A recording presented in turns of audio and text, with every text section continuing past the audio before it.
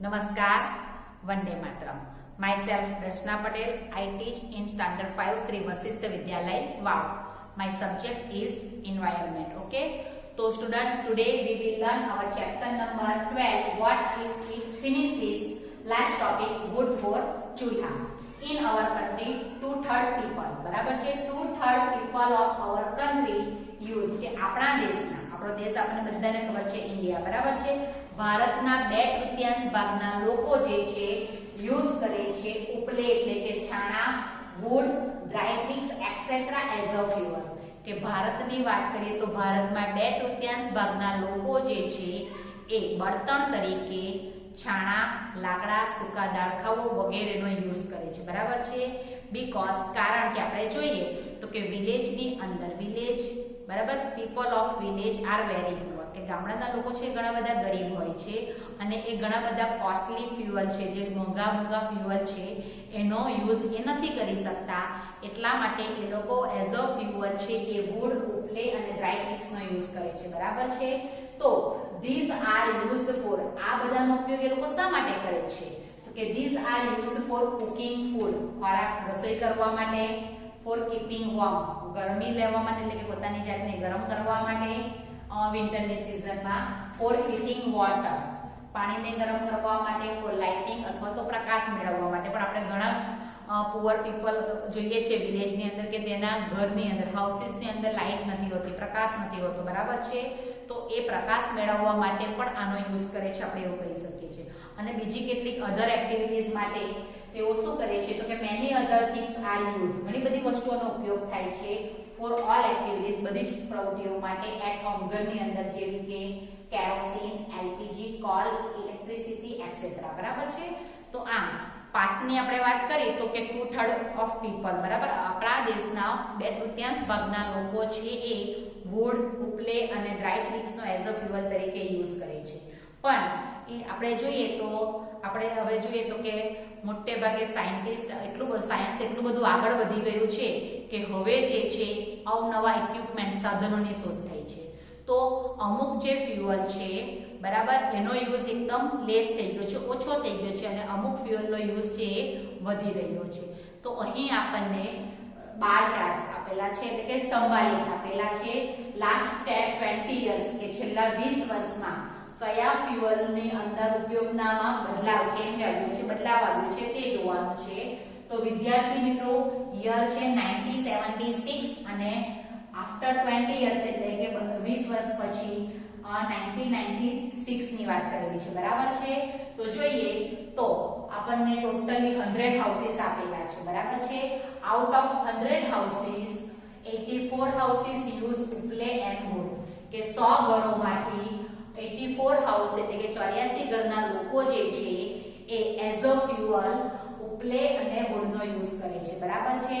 જ્યારે આપણે જોઈએ તો 1996 ની અંદર આઉટ ઓફ 100 હાઉસીસ 75 હાઉસીસ જે છે ઉપલે અને વુડનો યુઝ કરે છે. એટલે 1976 ની સરખામણીમાં 1996 ની અંદર ઉપલે અને વુડનો જે યુઝ છે એ લેસ થઈ ગયો છે, ઓછો થઈ ગયો છે, બરાબર. સેકન્ડ જોઈએ તો કે 10 હાઉસીસ છે, બરાબર, યુઝ કરે છે એલપીજી એન્ડ કેરોસીન. જ્યારે 1996 ની અંદર એ ઇન્ક્રીઝ થઈને વધીને 80 હાઉસીસ થઈ ગયો છે એલપીજી અને કેરોસીનનો યુઝ કરનાર ઘરોની સંખ્યા, બરાબર છે. મીન્સ એલપીજી નો યુઝ શું થયો છે લાસ્ટ 10 યર્સ ની અંદર વધી રહ્યો છે, ઇન્ક્રીઝ થઈ ગયો છે. ત્યાર પછી આપણે જોઈએ તો કે 5 હાઉસીસ એવા છે કે જે કોલ એટલે કે કોલસાનો યુઝ કરે છે, અને 1996 ની અંદર એ હાઉસીસની સંખ્યા છે ડિક્રીઝ થઈને એટલે કે ઘટીને કેટલી થઈ ગઈ છે, 2 થઈ ગઈ છે. મીન્સ આપણે એવું કહી શકીએ કે કોલનો યુઝ એ લેસ થઈ ગયો, બરાબર છે. ત્યાર પછી લાસ્ટ છે ઇલેક્ટ્રિસિટી. તો આઉટ ઓફ 100 માંથી ઓન્લી 1 હાઉસ, માત્ર એક જ ઘર એવું છે કે જે યુઝ કરે છે ઇલેક્ટ્રિસિટી ઇન 1976 ની અંદર. જ્યારે આફ્ટર 20 યર્સ 1996 ની અંદર 5 હાઉસ છે એ ઇલેક્ટ્રિસિટીનો યુઝ કરતો છે. મીન્સ આપણે એવું કહી શકીએ કે એના યુઝની અંદર ઇન્ક્રીઝ, વધારો થયો છે, બરાબર છે. તો સમ ક્વેશ્ચન્સ અહીં આપણને આપેલા છે, કેટલાક પ્રશ્નો આપેલા છે, એના આન્સર આપણે આ બાર ચાર્ટને ઓબ્ઝર્વ કરવાનો છે અને પછી આપવાનો છે, બરાબર. તો કે ઇન યર 1976 આઉટ ઓફ 100, બરાબર છે, કે 1976 છોતેરની અંદર 100 ઘરોમાંથી હાઉ મેની હાઉસીસ કેટલા ઘરો એવા છે કે જે ઉપયોગ કરતા હતા ઉપલે એન્ડ વુડ લાકડા અને છાણાનો ઉપયોગ કરતા હતા.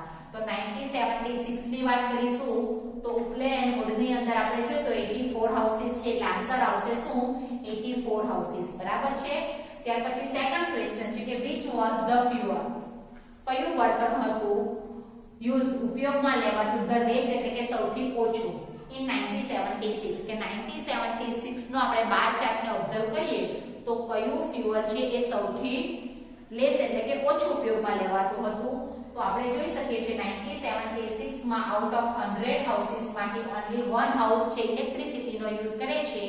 એટલે કયું ફ્યુઅલ આવશે તો આપણે કહી શકીએ છીએ કે ઇલેક્ટ્રિસિટી. બરાબર છે. એટલે સેકન્ડ ક્વેશ્ચનના આન્સરમાં આવશે ઇલેક્ટ્રિસિટી.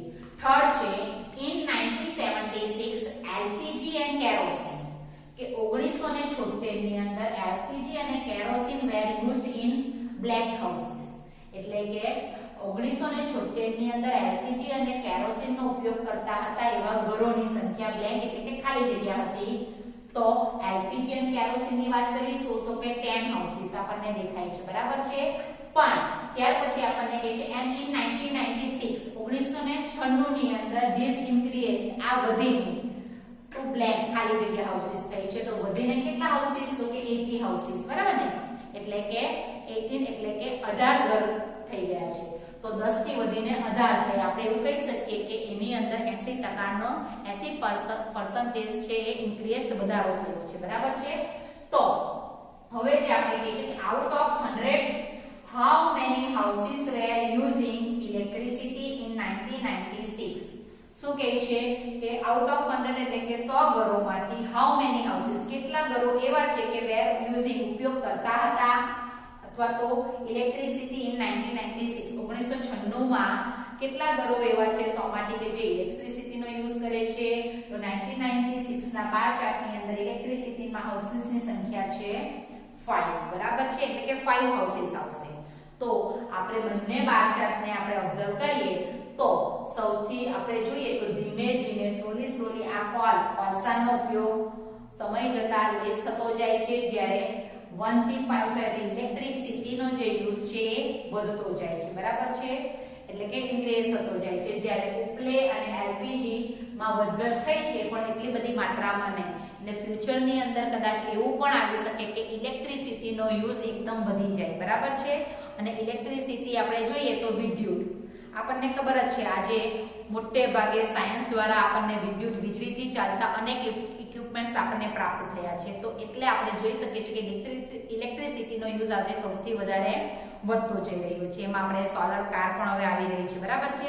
સોલર મોટરસાયકલ સૂર્ય ઉર્જા દ્વારા ચાલતી અથવા તો બેટરી વિદ્યુત ઇલેક્ટ્રિસિટીની મદદથી ચાલતી કાર અથવા તો મોપેડ બાઇક પણ તમને જોવા મળે છે કે જેને આપણે મોબાઈલની જેમ તેની બેટરીને આપણે ચાર્જ કરીને આપણે એને ઓન ધ રોડ એટલે કે રસ્તા ઉપર રન કરી શકીએ છીએ, દોડાવી શકીએ છીએ. બરાબર છે.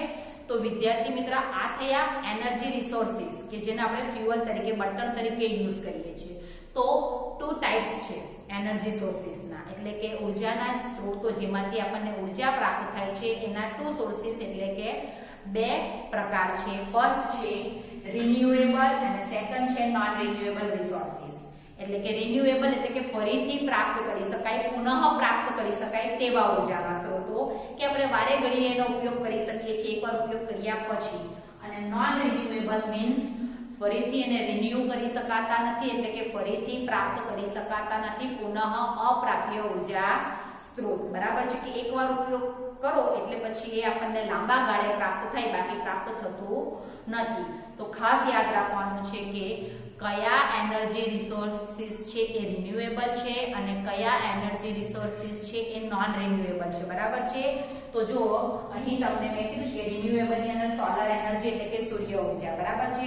એની અંદર સૂર્ય કુકરનો યુઝ આપણે કરી શકીએ છીએ.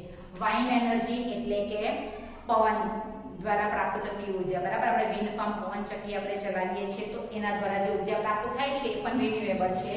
ત્યાર પછી બાયોગેસ, ઉપલે, વુડ એક્સેટ્રા જે છે રિન્યુએબલ છે. અને નોન રિન્યુએબલ ની વાત કરીએ તો કે કોલ એટલે કોલસો, પેટ્રોલ, ડીઝલ, એલપીજી, સીએનજી આ બધા જે છે એ નોન રિન્યુએબલ છે, એટલે કે ફરીથી આપણને પ્રાપ્ત થતા નથી. એને પ્રાપ્ત કરવા માટે આપણે લેક્સ ઓફ યર્સ એટલે કે લાખો વર્ષો વેઇટ કરવું પડે છે. બરાબર છે? ઓકે, તો આપણું જે ચેપ્ટર નંબર 12 છે અહીં ફિનિશ થાય છે. હવે ન્યૂ ચેપ્ટર સાથે આપણે ન્યૂ વિડીયોમાં મળીશું. ઓકે, વંદે માતરમ.